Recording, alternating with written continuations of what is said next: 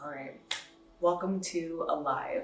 This is a segment that I have been wanting to start for a really long time. You know, it's not going to be the classic podcast where I'm going to go interview a bunch of people. It's not the influencer in your face, hi, welcome back. I'm not going to do any of that. This is literally just raw moment, as raw as I can. I've been wanting to start this for the longest time, honestly, because of my main mission is to teach the world or to tell the world that life has way more to offer than you can imagine. And life doesn't have to be what you were told it was supposed to be. Life can be full of magic and love and light to take control of the narrative that goes on inside your head, essentially, and that you have control. A lot of times in our 20s, and just even leading up to 30s, we were told what to do and who to be. And we rarely listen to ourselves. And I'm starting this I turn 30 next month.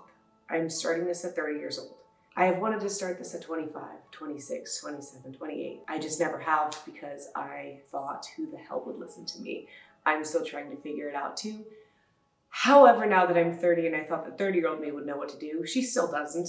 I don't think anyone does. However, what I can say when I reflect back on my 20s is the thing that I did really well was I listened to myself and what I truly wanted to do in this lifetime and nobody else. At the age of 20 years old, I moved out of my parents' house for the first time.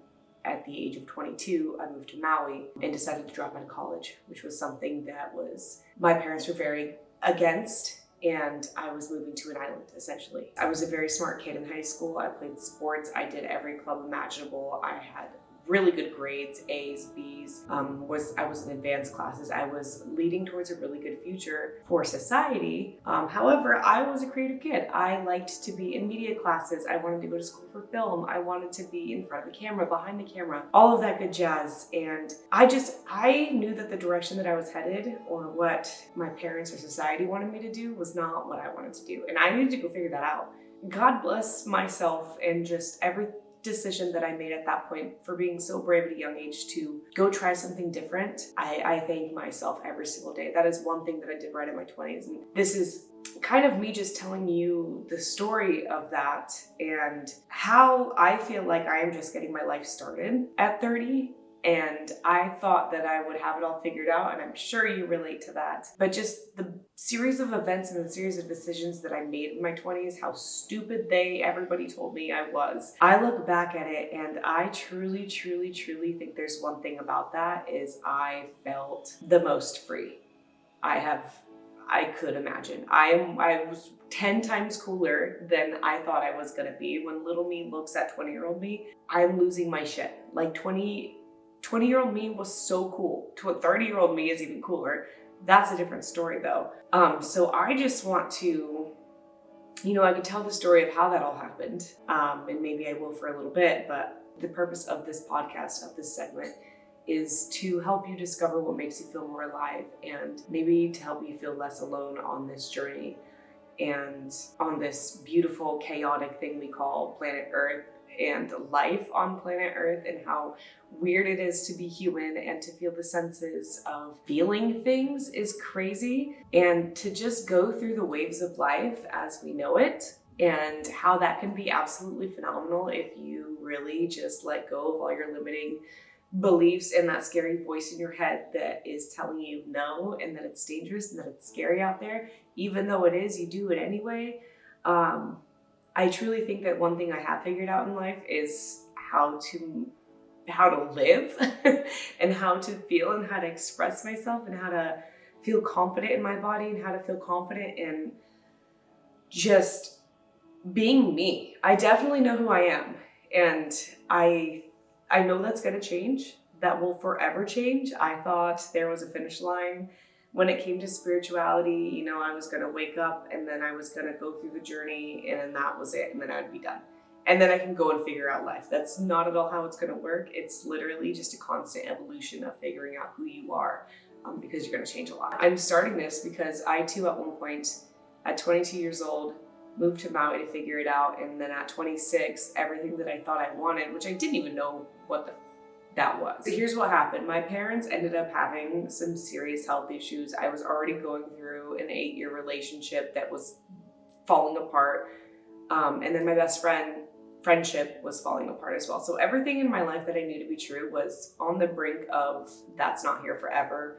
Who are you without all those things? So when I left the relationship, when my parents both had some crazy health issues that scared the crap out of me, it was all linked to me discovering who was I without the titles of nanny, girlfriend, daughter, girl who lives on Maui. What do I actually want? And at that point I was partying a lot too, so I didn't know who I was sober. So I went on a challenge to go sober. I figured out I did not like anything that was going on in my life, and I needed to go figure out something different. I needed to start taking care of myself. So I started to work out a bunch. I started to tap into sobriety to see what that was like. I learned that I really like to cook. I really like to write. And being sober, I wrote a whole poetry book called Diaries of a Misfit Vagabond.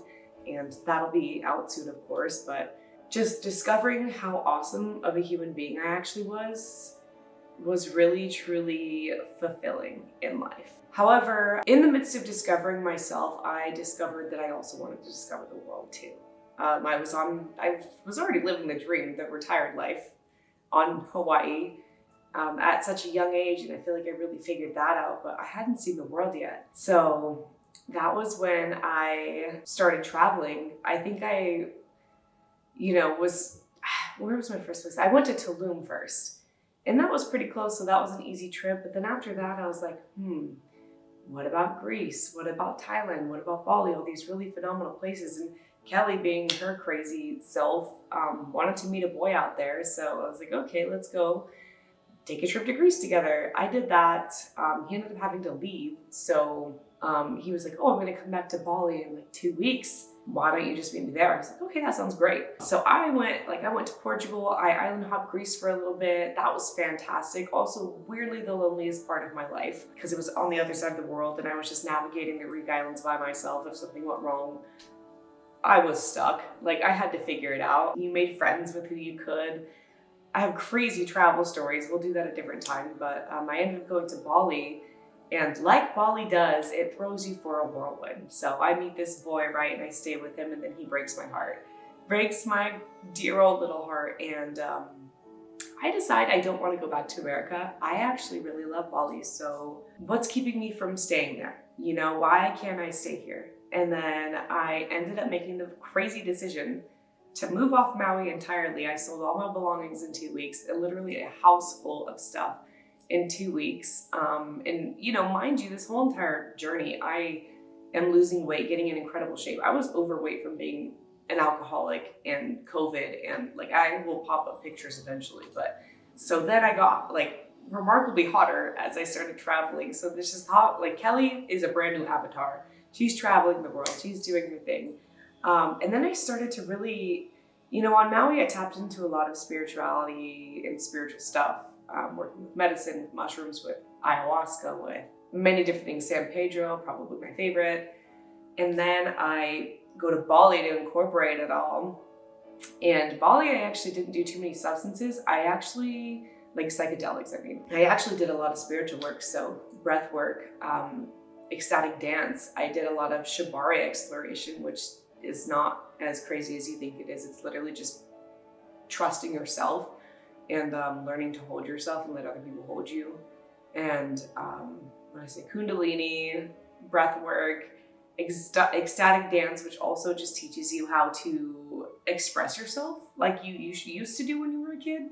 All these exercises are really to lead you back to yourself. A lot of people put some weird stigmas on them, but I think opening your mind to interesting new things will teach you some things that you didn't know. I'm going on tangents now, but lived in Bali for a little bit by myself. I ended up being there for 6 months. I'd hop to Thailand to work a little bit because I was working for a crypto influencer at the time.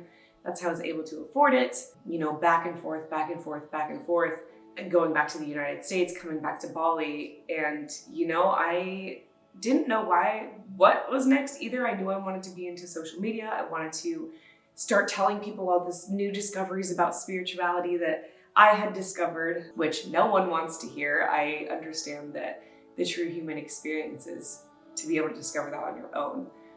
So then I was like, well, what's the point of doing a podcast? That's stupid.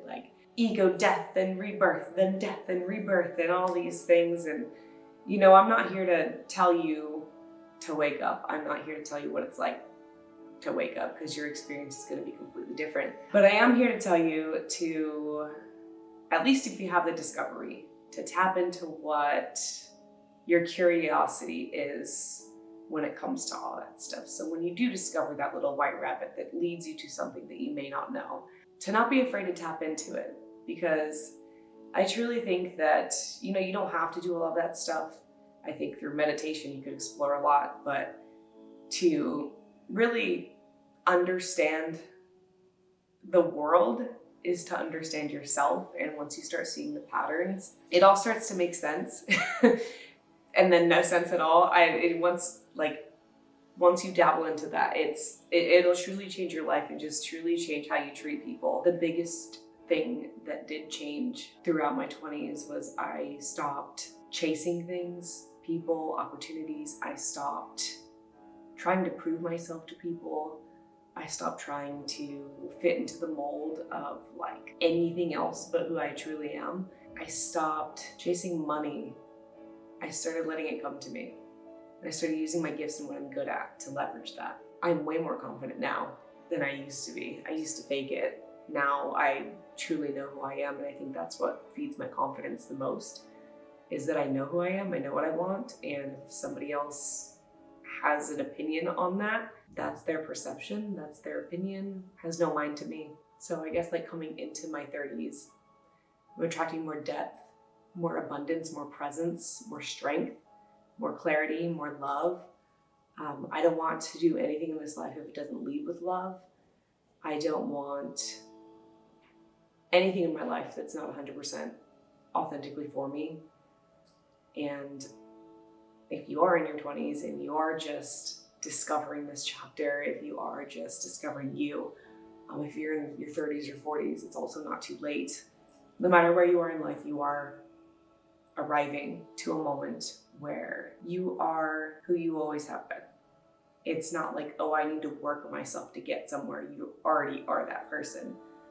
Maybe it doesn't seem that way on the outside yet, because you haven't fully woken that up yet. Yeah, that's what Alive is about, is just waking up to that aspect of you are a spirit in a human body, and you get to experience this planet any way you want. If you want to make an impact of any way, that's totally up to you. If you want to be a mom and that's all your goal is, that's perfect. That's more than perfect. If you want to be a doctor, if you want to be an artist, if you want to literally just be a hippie on the beach, no one cares. You can do that. As long as you're happy, that's all that matters. I've had to kill so many different identities throughout this entire thing.